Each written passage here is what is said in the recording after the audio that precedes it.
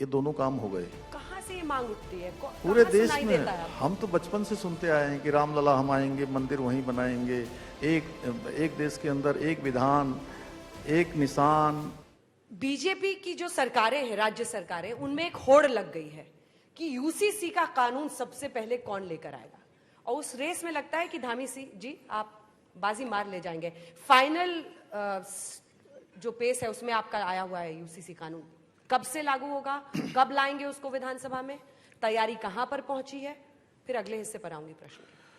UCC के बारे में मैं आपको बताना चाहता हूं कि यूसीसी के बारे में पूरे देश के अंदर लंबे समय से मांग उठती रही है। जैसे मांग उठती थी कि कश्मीर के अंदर धारा 370 समाप्त होनी चाहिए, अयोध्या में भगवान राम का मंदिर बनना चाहिए। ये दोनों काम हो गए। कहां से ये मांग उठती है? पूरे कहां देश सुनाई में देता है आपको? हम तो बचपन से सुनते आए हैं कि रामलला हम आएंगे, मंदिर वहीं बनाएंगे, एक देश के अंदर एक विधान, एक निशान, एक प्रधान। यही मानना चाहते हैं। और एक देश के अंदर हम लोग कहते थे कि दो निशान, दो प्रधान और दो विधान और दो संविधान और दो प्रधान देश के अंदर नहीं चलेंगे।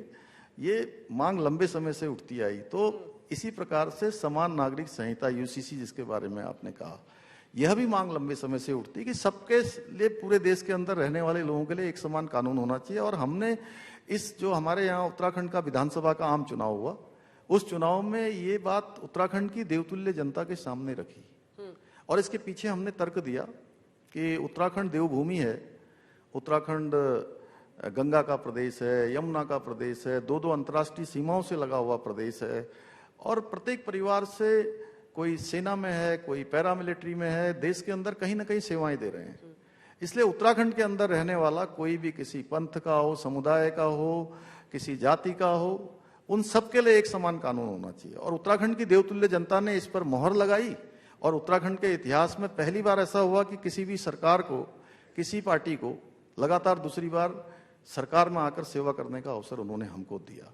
उत्तराखंड की देवतुल्य जनता ने ही हमारा मार्ग प्रशस्त किया। और हमने यूसीसी के लिए कमेटी बनाई, जस्टिस रंजना प्रकाश देसाई जी की अध्यक्षता में कमेटी बनी। उस कमेटी ने 1 साल से भी ज्यादा समय से 2,25,000 से भी ज्यादा लोगों से बात की, उनके विचार लिए, विभिन्न धार्मिक संगठनों के बीच में गए, अनेकों स्थानों पर जाकर लॉ कमीशन ने भी अपने सुझाव दिए हैं।